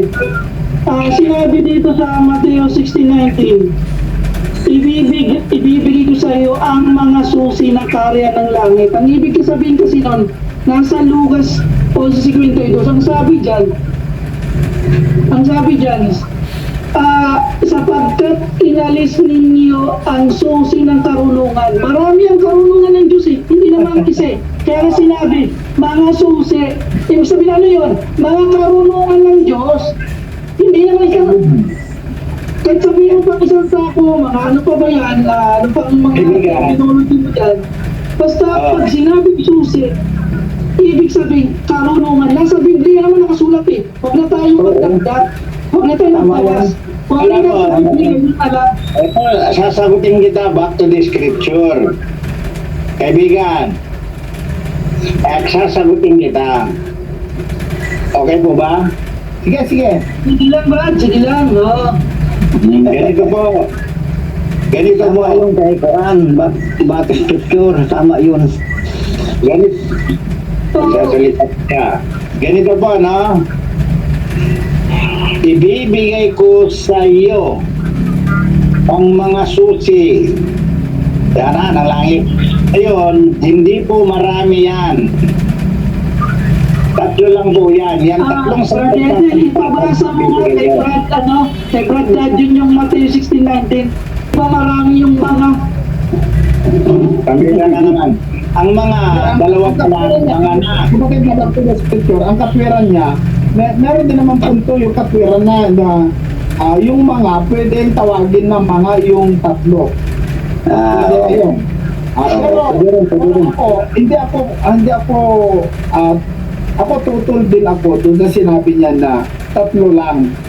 Ano hindi natin mabilang kasi ang susi ng karunungan Ito, sagot ko dyan sa Bessel. Ito, sagot ko dyan. Kung bakit sinasabi na tatlo, nakasulat din sa Biblia. Sige, basahin mo kapatid mo ba? Nakasulat sa Efeso. Okay, ito yung... Pag na lang, huhulaan na lang ninyo. Kasi na, stand ko yan Tatlo kailangan na interpretation natin, kailangan sa Biblia din manggaling. Okay, sa Biblia nga, sa Efeso nga po siya. Oo, hindi tayo pwede kasi nakipagdebate si Jando. Problema na lang nanonood yan. Problema na nilang Hindi daw Bayan, ganito nga. Basta sinabi ko, kaibigan, na ang nakasulat na pinapahanap sa atin ng mga susi ng kaligtasan ay nakasulat sa Efeso, taga-Efeso. Ngayon, kung sasabihin mo sa akin na wala, ay sasabihin ko naman ay hindi mo pala alam na nandoon. Pero pag sinabi mo sa akin, tama nga, nandoon sa kaligtasan tayo, hindi ito. Ang sinabi mo, mahaba na masyado, no? Mahaba na masyado. Kasi, ang nakalagay sa Biblia, ang linaw dito sa Lucas 11. Yung kautusan, yun po yung tinatawag na paabanin yung mga tagapagtanggol ng kautusan. Sapagkat inalis ninyo ang mga ang susi ng karunungan.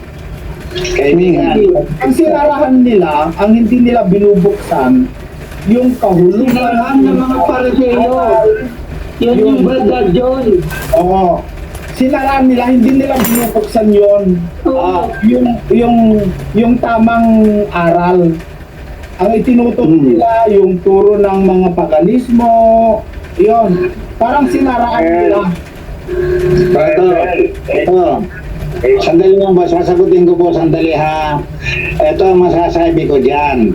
Tayo po ba ay hindi kasali na tatamaan ng verse na yan? Tatamaan po tayong lahat. Hindi lang sila ang nagsasara. Pati tayong mga ngaral, tayong nagsisikap mangaral, nagsasalita. Dito, kapatid na Kasama po kayo, kasama rin ako dyan, na masasasabihin. Ang punto natin dito, pasensya ka, pero mali po yung Nagre-record ako sinasabi mo na Isama na naman tatlo yung lang record ang mo. susi. Mamaya na. lang po, patutunayan ko yan sa Magre-record debate. ako. Sino bang kakaharapin ko dyan sa inyo? Nagre-recording ako. Ito ay usapang ano na ito eh. Usapan talagang tutok sa katotohanan tayo. Okay, kaya nga, sinasabi namin kasi andyan talaga sa Biblia yan. Ngayon, kung tutol ka, edi patunayan mo na lang, wag yung debate na para bagang...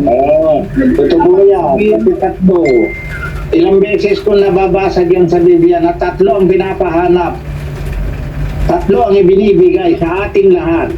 Na susi na tatlo.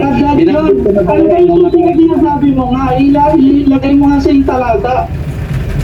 nandun sa nakaraang episode nito, sinabi ko, una, pangalawa, pangatlo. Ang tatlong Ang sinasabi niya siguro kapatid na back to the scripture ay yung tamang pangalan ng iglesia, yung tamang bautismo, at yung tamang aral. Tama ba kapatid na Dajon? Hindi po, yung Yun ang sinasabi niya. Yung isa po, Sinasabi niya. yung Pero isa po, ang sinasabi context ko. natin, Brother John, Matthew 16:19, ano ba ang interpretation niyan? Kasi yun ang mali ng mga Katoliko eh. Diyan sila tingko sila dyan eh. Mali nga yung Katoliko kaibigan. Mali nga yung Katoliko doon sa 1619 nila, mali na nga sila. Alam na natin, alam mo na, alam ko na, mali sila. Okay, sige. Tayo, Sorry. nakakaisa tayo dyan, pati si Brother Echel, pati ang MCG, nakakaisa tayo na mali sila doon, kaibigan. Dahil hindi sila ang binigyan ng susi ng kaligtasan. Hindi sila, hindi si Pedro. Nakita mo? Matthew 23, 23:13. Ano mo na, huwag tayong tumalon muna, kaibigan, ha? Huwag muna tayong tumalon. 1618, 1619 tayo. Matthew 23:13. Tingnan mo kung ginawa ng mga Pariseo, Brother John. Bakit ibinigay kay Pedro ang susi? Tingnan mo kung anong ginawa. Basahin nga natin. Yan ang context dyan eh. Ang Panginoon sa Kristo, lagi niyang tinitira ang Pariseo kasi matindi ang ano niya sa Pariseo eh. Matindi ang laban niya eh. Mga pari yan eh. Oo, mga pari yan eh. Diyan nagsimula ang Katoliko. Sabi ko nga sa iyo, ang Katoliko ay samahan ng Kristo yan. Sinarahan ninyo ang kaharian. Sinarahan ng mga Pariseo. Ang Katoliko ay samahan ng Kristo na yan. Nandun na tayo. Ngayon, kung tututukan lang natin ang aral at pamamaraan ng Katoliko, ako rin, sangayon ako sa iyo na Antikristo nga yung samahan na yan. Ngayon, yung 1618, paano natin mapagkasunduan na mayroon tayong matutuklasang tama sa bagay na yan? Magsimula ka, kaibigan, susundan kita. Siguro kapatid ko Dajon, aral din ang punto yung sinasabi mo eh. Tama ba? Kahit sabihin na natin, sige, tanggapin natin para hindi na tayo masyadong magkakaway. Tanggapin natin. Okay na lang. Yung tatlo na Okay yung na lang. aral pa rin yun, di ba? Tama ba kapatid na Dajon? Aral pa rin yung sinasabi mong tatlo? Yes, ayun yun pong binabanggit ko palagi po na yung tatlo, hindi yung aral, hindi yung aral ng pilit na aral. Yung sinasabi ko tatlo, yung tatlong pinakamalalaki. Okay. Tanggapin ko aral yung tatlo. Kasi aral din naman yung sinasabi namin eh. Na sige, Susi, aral yan. ang susi nun para yung aral na yun ay yung karunungan. Tama, Brother. Yes. Tama. Yes, ang sabi ko po, ang sagot ko po dyan, ang aral, karunungan ng Diyos. So, hindi ko ino-object yung aral na yan. Lahat ng aral, pagpalagay natin, 1,111 na aral, hindi tumutumbas sa isang pinakamatinding aral. Tatlo yon. Lahat ng aral, Santiago 2:10 na kayo niyan. I-master nyo man yung Bible. Kung wala sa inyo yung tatlo, asan yung kaalaman ninyo? Ang pinapalamat lang namin dito kapatid na Dajon, hindi ka namin kinokontra, no? Ang pinapalamat lang namin dito, yung nakasara na kaharian ng langit, aral kasi yun eh. Ebanghelyo. Sabi Yes. sa Lucas 16:16. Ebanghelyo po yun. Yung ebanghelyo, sinaraan yun yung mga bulaang mangangaral. Hindi Tama. open. Na yung pang-open doon na binigay ni Kristo, karunungan. Tama, Brother Sel, Wala tama. naman. Oo. Bakit pa tayo? Eto, may kinontra po ba ako sa iyo? Wala naman, di po ba? Nagkakaisa tayo ay Gloria na sinarahan ng mga mangangaral. Lahat ng mga ngaral, pati tayo, kabilang tayo sa talata na yan na masasarhan natin yan, kaibigan. Hindi lang sila na magnauna ang makakapagsara. Malamang, pati tayo ay masasarhan natin yan. Ngayon, hindi na ibibigay. Kapatid na tayo, nandun na ako. Tama, walang kontra doon. Pero Wala to kontra. ang sinasabi lang namin, yung susi, karunungan yon. At yung karunungan na yon, marami po ang karunungan ng Diyos. Kaibigan, Marami ang karunungan. Hindi lang Kaya nga, tatlo. Brother John, sabi ni Kristo sa Mateo 5:20, sapagkat sinasabi ko sa inyo, kung hindi higit ang inyong katwiran sa katwiran ng mga iskriba at parisiyo, sa anumang paraan, hindi kayo magsisipasok sa karyan ng langit. Kaya nga si Pedro binigyan ng karunungan ng Diyos. Yes. Kasi siya yung nakasagot eh. Doon sa ano eh. Bedjor, kundi hihigit ang karunungan ko sa inyong lahat dyan.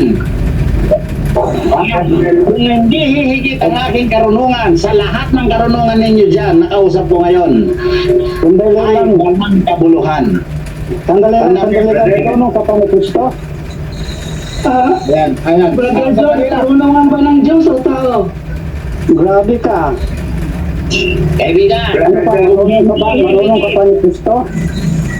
kung hindi hihigit ang aking karunungan kaysa karunungan ninyo, hindi ako pwedeng magsalita dyan sa harapan ninyo. Okay, Sandali lang. Marunong ka pa ni Kristo?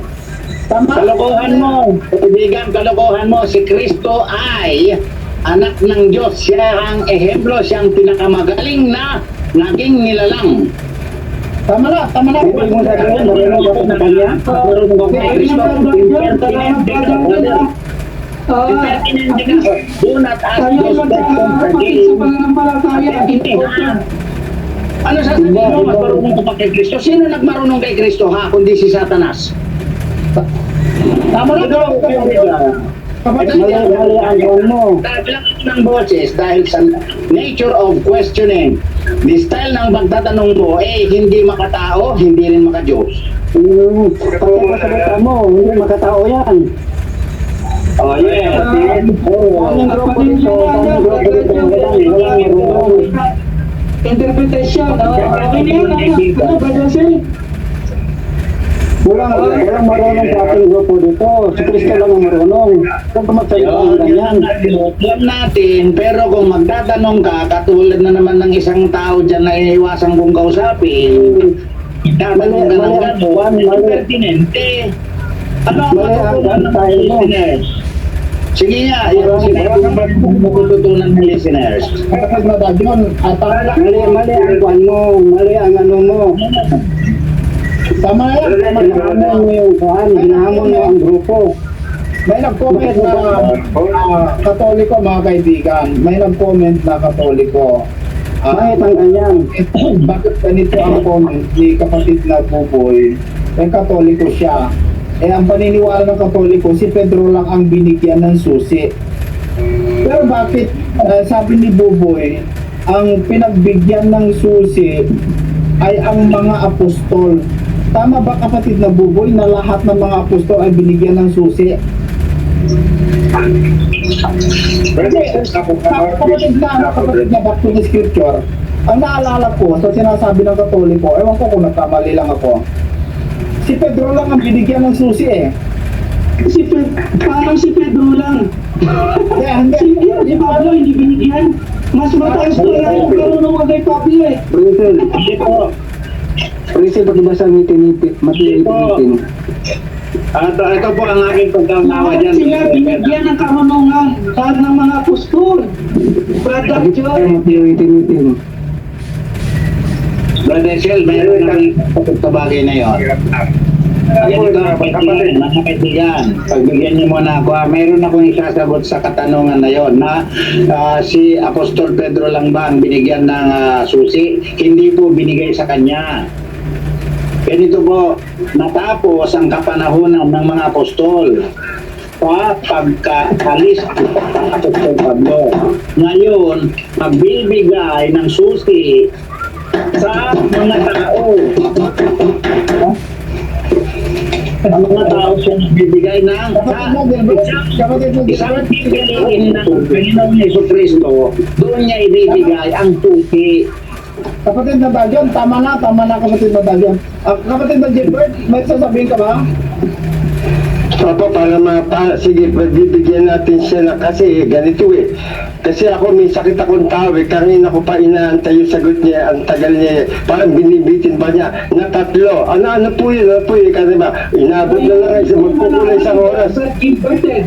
Wait lang bro. Sige bro, wait lang. Ako nga, allow me, parang mabilis lang to. Ano po yung 3 na yan? Sagutin nyo kagad, huwag na kayo magpaligoy-ligoy. Ano po yung 3? Una ha? Sige nga po, ano po yung una? Una, Tamang bautismo. Pangalawa, tamang pagtatalan ng mga pangalan. At pangatlo, ang tamang pangalan ng iglesia, kaibigan. Yan ang 3. kamunti ka nang tumama, bro. Bro, kamunti ka nang tumama. Saan na kaya ka na nagkamali ka sa dalawa eh? Ikaw na ang tama, kaibigan. Nagkamali na ako. Sige, sabihin mo naman yung 3 mo. Gusto mo marinig talaga, ito'y katotohanan. Tama po yung sinabi niya. Maaaring tama. Sige, para hindi kayo malito, maaaring tama. Una, Sabihin yung tama mo, kaibigan. huwag ka muna sumalit kapatid para mapabilis. Una, pananampalataya. Pangalawa, bautismo. Pangatlo, pagtupad. Tapos, Ayun, nasa Efeso yan. narinig mo ba yan? O narinig ko, ang pagtupad. Diba sinabi mo sa iyo, ang pagtupad. Ang Hindi pagtupad siya. Kahit pa 3, kahit 3 yung aral. Kahit 3 yan. Hindi pa yung susi. Hindi susi. Hindi pa yun yung susi. Hindi yun yung susi. Tama si Brother Desel. At hindi yan 3. Hindi yan 3. Inayunan lang kita. Kasi, kaya ko sinabi kong 3. Kasi, inintindi ko yung sinabi mo. Na alam kong yun ang sasabihin mo. Pero hindi yun ang susi. Gusto mong malaman yung isang susi? Gusto mong malaman yung isang susi? Pagmamahal sa kapwa. Pagmamahal sa kapwa. Malayo ka kay... Malayo! Malayo. Sa palagay mo. Hindi, huwag ka muna sumalit. Huwag ka muna sumalit. Brother Sal, pigilan niyo muna yan. Pigilan niyo muna yan. Huwag ka sasabay. Matatapos na ako eh. 1 segundo lang ako. Mga kapatid, maaaring mali ako, pero tingnan nyo Tingnan nyo, nang dahil sa pagmamahal na yon, mabubuksan ko yung pintuan ng langit. Yes. yes. Nakuha mo? Kasama yung... Pananampalataya ako at pagmamahal sa Diyos. Ano yung susi? Tama sinabi ni Bacang English Scripture. Wala ni susi na yun. Una! Kung hindi ka na, may susi ka na isa. Ito, tignan mo. Santiago 3:17. Prinsip din magandang sabat. Meron ka mang susing isa, pero hindi ala ka namang pagmamahal. Ikaw lumalaban naman sa Diyos. Sa palagay mo, makakapasok ka sa langit, sarado pa rin yun. Alam, maraming susi. Santiago 3:17. Ganito, sasagutin kita. Hindi pwedeng iba ang sumagot dun sa dapat kong sagutin. Kaibigan, sino ba yan? Si Brad Gilbert ba yun? Hindi, wala na kasi problema kasi nasagot mo na. Nasagot mo na kasi. Tapusin na natin ito, tapusin na natin. Kapatid na John, pasensya na pero tapusin na natin kasi gabi na dito. Tama na siguro kapatid na John. Sino yung Huwag po yun lang po kasi nasaktan ako dahil sabi niya, siya yung pinakamarunong sa atin dito.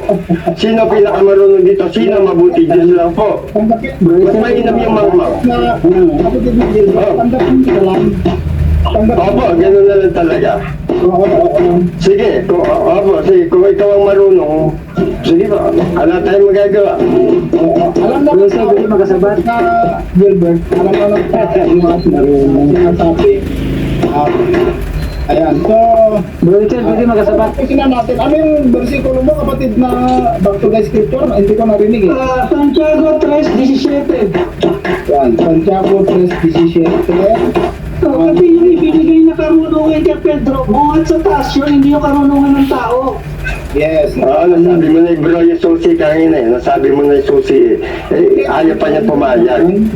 Ngunit ang karunungan ay buhat sa itaas, ay una-unay malinis, saka mapayapa, ay panayag, madaling panigan, puspos ng kawaan, at mga mabubuting bunga, walang inaanyuman, walang pagpapaimbabaw. Yun. Yan ang ibinigay kay Pedro. Yan yung karunungan. O kaya kay Pedro. Yan, tama. Saka Panginoong Isus ang may karapatan yan. Huwag yung agawin sa Panginoong Isus yan. Mga hindi. Kung marunong si Papa, sige po. Pedro, tandaan niyo ito. Tandaan niyo ito. Si Apostol Pedro ay tumalikod. Hindi po siya sumunod kay Kristo, tumalikod siya dahil natasan siya. Nako, patay tayo dyan. Ano naman natin Pedro ay natasan na tumalikod. Sige, Pinagbintangan niyo pa si Pedro. Patay tayo. nagpaalam na tayo. Ate, sige po. Mayas na tayo. Ayun na lang po, sige po. Ganun na lang po. Ngayon, kung Sa inyo po hindi yan. ako papasok dito, kung hindi ako papasok dito, mananatili kayo sa inyong paniniwala. Bakit? Interesado ba akong malaman ninyo ang katotohanan? Kung naghahanap kayo ng affordable and at the same time quality, abay heto na yun mga ni. Set na nga pala ito starting at only 715 pesos for the first 40 kilometers. Book now with Lalamove. Hindi. Ayoko po. Ayoko po pagbintangan si Pedro. Ayoko po. Masama po yan. Doon sa tito, ha? Tawayin mong may Kawawa naman ni Pedro. Kailangan mabagsik ang pagsaway sa inyo kasi nagtuturo naman kayo ng mali. Hindi po kayo nagtuturo mali. Pinagbintangan niyo si Pedro eh. Apostol yun eh. Ayun, hinahamon ko kayo dyan. Nandiyan ang SL. Nandiyan si SL. Hinahamon ko kayo dyan. Daliman sa inyo dyan, one-on-one. Huwag po kami hamunin niyo si Pedro. Galit po si Pedro sa inyo ngayon. Hinahamon kita. Yung kapatid hindi na makapagsalita. Yung si ano. Daliman, sinasataan ko kayo. Kailangan tawayin ko kayo, may pabagsikan. Sige, Si kapatid po nagsasalita. Pero tuloy mo na. magpaalam na tayo. Gabi na, no? Kapatid na, si kapatid na Michael, pasensya ka na, no? Kapatid na Michael, meron ka bang sasabihin para sa huling, magpaalam na tayo, kapatid na Michael? Sige. Ipabasa lang nila yung Matthew 18:18. Matthew 18:18? Opo. Kasi si Pedro lang daw ang binigyan ng susi ayon sa mga Katoliko, pero dito sa Matthew 18:18, Mas maganda ipabasa yung Matthew 18:18 kung si Pedro lang ba? Katotohanan sinasabi ko inyo na ang lahat ng mga bagay na inyong tatalian sa lupa ay tatalian sa langit. At ang lahat ng mga bagay na iyong kalagan sa lupa ay kinakalagan sa langit. Karunungan talaga ito eh. Walang...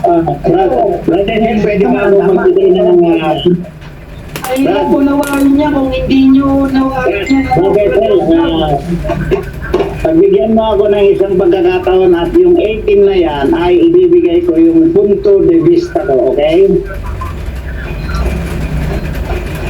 Okay po ba? Andiyan si Jared, bulag na tag MCGI, sabi ni Jared. Si Jared yung bulag.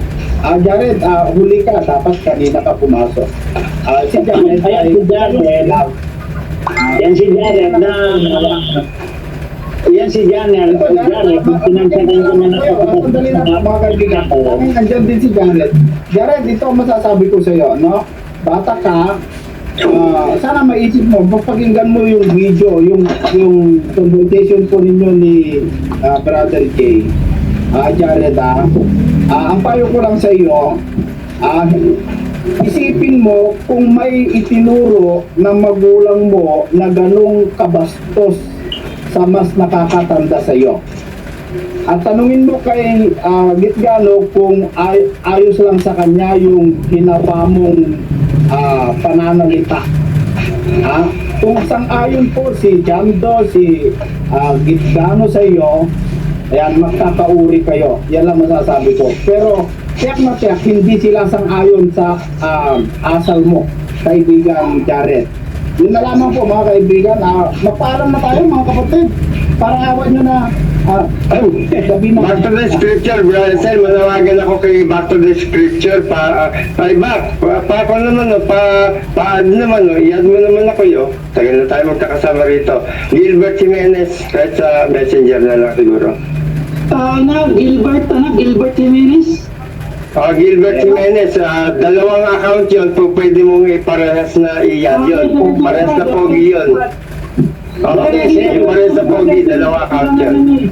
Brother Sel, pwede ba ako magbigay ng point of view ko dito sa 1818 na ito? Bukas na kapatid na Dajon. Hindi na to. 30 seconds lang to. Kaya 30 seconds lang para may idadagdag tayo. No? Pwede po ba? Sandali lang to. Ito, babasahin ko na ha. Katotohanan sinasabi ko sa inyo na ang lahat ng mga bagay na inyong talian sa lupa ay tinatalian sa langit. At ang lahat ng mga bagay na inyong kalagan sa lupa ay tinakalagan sa langit. Kaibigan, meron first step ng bautismo kasi dito sa lupa. Kapag ka sinalian ka na dito sa lupa, talagang tatalian ka rin sa pangalawang bautismo. Pagka kinalagan ka, Nasa 19 lang ang pagod, Brad. Baba ka lang, Brad. Basahin mo. Tuloy mo lang. bahala ka dun, gustuhan mo. Tama na sa akin yun. Yun lang sa akin. At least, Ano lang ang sagot ko? yun na nga yung Pag hindi ka magpatawad, hindi ka mapatawarin ng Ama na nasa langit. Yan ang ibig sabihin lang yan. Okay na yan. Okay na yun. Bahala ka na dun sa 19 mo. Na 18 lang ako. Bahala ka na sa 19 mo. Kasi kaibigan, ang pagkakasulat ng Bible ang konteksto masyado. Napakamataling haga masyado. Kahit balikan mo ang Kawikaan, balikan mo ang Ecclesiastes, magkakaiba ang pagkakasulat. Etong 18 and 19, kung nakakaunawa ka ng magagaling na salita ng Diyos, maunawaan mo na magkahiwalay yung dalawa na yan. Sige, okay na. Bahala na. Nasa taon na yan, mga kaibigan. Awit lang, talata na lang to. Iisip na ako, may papasahin na ako. Papaalam na ako. Sige, kapatid na Dajon, salamat. Papaalam na ako ha. Maraming salamat. At ngayon, nandito ako. Papasahin ko lang itong talata na to. Sabi ko sa Tagalog, Pedro, Papaalam na ako ha. Pagbigyan mo na ako. Paalaman mo ito na magpupula ng kasulatan. Hindi Hindi nagbuwas sa kami ng paliwanag. Ibig sabihin, hindi manggagaling sa atin ang paliwanag. Ang interpretation, laging manggagaling sa Biblia. 21, sapagkat hindi Back to the scripture. Hinahanap kita ng isang ang lugar ng Espiritu Santo. Yun lang yung Brad John. Hindi ka lang hinahanap kita hindi yung nakapagsalita ka na, hindi yung nakabasa ka na, tama ka na. Hinahamon kita sa susunod na pag-uusap ng debate natin one-on-one. Si SLB ba mag-moderator? Pwede ba? Ako na mag-moderator. Hindi na, Brad. Papas muna ako. Kahit talaga mo, talo kayo. Huwag ka na lumaban ba? Kahit talaga mo, talo kayo. Ako na mag-moderator. Ano yung topic nyo? Ayusin nyo yung topic natin. Talo na ako. Papatalo na ako. Sige, magkabang Debate. Sa channel na ito, parating ko kayo. Lahat ng galing nyo sa talata. Pag-usapan na sa debate. Ang batayan kasi natin Biblia, hindi mo na pwede sa sarili natin, kata. Wala tayong gagamitin ibang aklat. Biblia lang. Isabi ni Jendo, hindi na aral ang batayan. Kaya kayo, Wala, magbigay ka ng tema. nasasayang ang talino nyo dyan kung di nyo ako talunin. Hindi. Ibang talakayan. Grabe. Huwag niyo ako Sige. Rachel, isipin mo nga sila. ang Brother, lahat ng mga pumapasok sa channel mo, ikasama ako one-on-one. Dahil si Jared, nakaharap ko na yung Debate, ano ka? Wala namang sabi sa iyo ng apostol, pati si Kristo magdebate pa. One-on-one kayo, one-on-one tayo, lahat. One-on-one, isang araw, isang episode tayo. Bakit ka naghamon ng debate? Ano ba ang ano mo? Eh, puro mali ang pinagdaan ko eh. Puro mali ang naririnig ko. Tuwing nanonood ako diyan, puro mali. Wala tayo karapatan mag-debate.